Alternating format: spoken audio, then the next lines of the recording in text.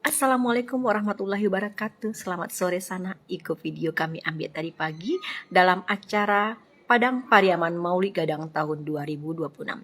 Agenda hari kini salah satunya yaitu membuat lamang atau malamang yang dimasak oleh para bundo-bundo kanduang yang ada di Kabupaten Padang Pariaman dengan memakai tingkulua, memakai baju kurung dan memakai kain jauh.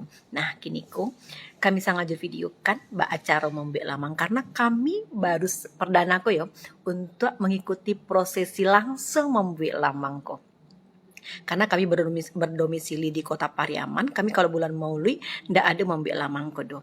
Jadi kami hanya membuat masak-masak nasi-nasi gitu yo. Jadi kini kami perdana ya sana membuat lamang. Satu sambutan hari